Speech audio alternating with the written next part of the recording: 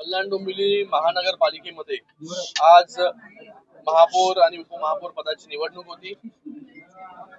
आज या कल्याण डोंबिवली महानगरपालिकेमध्ये महायुतीचे महापौर आणि उपमहापौर शिवसेनेच्या हर्षाली थविल चौधरी या महापौरपदी विराजमान झालेले आहेत आणि त्याचबरोबर भारतीय जनता पार्टीचे राहुलजी दामले हे उपमहापौरपदी विराजमान झालेले आहेत। मी दोघांना देखील खूप खूप या ठिकाणी शुभेच्छा देतो।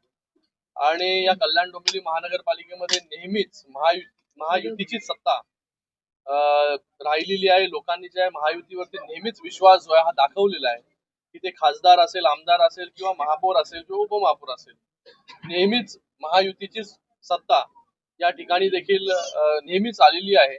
आणि या कल्याण डोंबिवली महानगरपालिकेमध्ये न भूतो न भविष्याचं 100 पेक्षा जास्त जागा ज्या आहेत या महायुतीच्या इथे निवडून आल्या। आज या महायुतीमध्ये शिवसेना असेल, भारतीय जनता पार्टी असेल, आरपीआय असेल, त्याचबरोबर अजून एक घटक म्हणजे महाराष्ट्र नवनिर्माण सेना मनसे हे देखील त्यांचा पाठिंबा जो आहे, पूर्णपणे समर्थन जो आहे हा महायुतीला दर्शवलेला आहे। ह्या सगळ्यांनी येऊन आज या ठिकाणी महायुतीच्या महापौरांना आणि महायुतीच्या उपमहापौरांना समर्थन दिलेलं आहे। म्हणूनच या कल्याण डोंबिवली महानगरपालिकेमध्ये दोन्ही महापौर उपमहापौर बिनविरोध निवडून आले। मी या राज्याचे मुख्यमंत्री देवेंद्र फडणवीस जी असतील किंवा उपमुख्यमंत्री एकनाथजी शिंदे साहेब असतील, या दोघांचंही खूप खूप या ठिकाणी धन्यवाद व्यक्त करतो की त्यांच्या नेतृत्वाखाली आज कल्याण डोंबिवली महानगरपालिकेमध्ये निवडणूक झाली। मी या ठिकाणी प्रदेश अध्यक्ष रवींद्र चव्हाणजी यांचंही धन्यवाद व्यक्त करतो, त्यांचंही अभिनंदन करतो की नेहमी या कल्याण डोंबिवली महानगरपालिकेमध्ये महायुतीची सत्ता येण्यासाठी किंवा या कल्याण डोंबिवली महानगरपालिकेमध्ये जी कामं चालू आहेत ती महायुतीच्या माध्यमाने चालू आहेत। हजारो कोटींची कामं जी आहेत या महानगरपालिकेमध्ये या हद्दीमध्ये चालू असताना आपल्याला या ठिकाणी पाहायला मिळतात। भविष्यात देखील महापौर आणि उपमहापौर यांच्या माध्यमाने आणि प्रशासनाच्या माध्यमाने या कल्याण डोंबिवली महानगरपालिकेमध्ये सर्व नगरसेवक जे निवडून आलेले आहेत त्यांच्या सगळ्यांच्या सहकार्याने अजून चांगली कामं जी आहेत या कल्याण डोंबिवली महानगरपालिकेमध्ये येतील। ठाणे जिल्ह्यामध्ये शिवसेनेने आपला गड राखलाय, महायुतीचे महापौर सगळ्यात जास्त पालिकेवरती ठाणे महानगरपालिका असेल, कल्याण डोंबिवली महानगरपालिका असेल, उल्हासनगर महानगरपालिका असेल किंवा अंबरनाथ असेल, सगळीकडे जे आहे हे महायुतीचं वर्चस्व आपल्याला या ठिकाणी पाहायला मिळतंय। आणि ठाणे, कल्याण डोंबिवली, उल्हासनगर या ठिकाणी शिवसेनेचे महापौर जे आहेत ते विराजमान झालेले आहेत। अंबरनाथ मध्ये जे आहे हे पूर्णपणे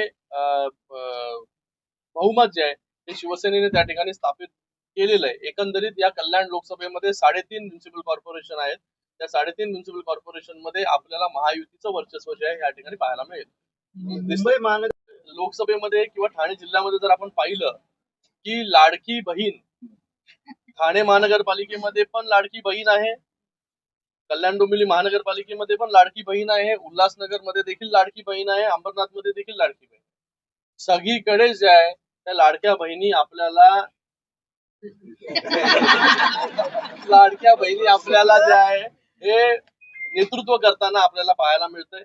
फक्त लाडक्या बहिणी आम्ही बोलण्यापुरतं नाही, लाडक्या बहिणींची योजना देखील सरकारने आणली आणि आता लाडक्या बहिणींच्या हातामध्ये नेतृत्व देखील देण्याचं काम जे आहे हे शिवसेनेचे मुख्य नेते एकनाथजी शिंदे साहेब यांनी केलेलं आहे। खास बाब म्हणजे या ठिकाणी कुठलंही महिलांचं आरक्षण नसताना देखील ओपन म्हणजे एसटी आरक्षण झालं पण ओपन होतं ते, उल्हासनगर मध्ये देखील ओबीसी आरक्षण झालं ते ओपन होतं, त्याचबरोबर ठाण्यामध्ये देखील ओपन होतं, अशा एससी आरक्षण झालं पण ते ओपन होतं। तर अशा या परिस्थितीमध्ये सगळीकडे जिथे महिला आरक्षण नसताना देखील तिन्ही ठिकाणी महिलांना नेतृत्व देण्याचं काम जे आहे माननीय उपमुख्यमंत्री मुख्य नेते एकनाथजी शिंदे साहेबांनी या ठिकाणी केलेलं आहे। तर खऱ्या अर्थाने लाडक्या बहिणींचं राज्य जे आहे त्या महाराष्ट्रामध्ये आलेलं आपल्याला पाहायला मिळतंय।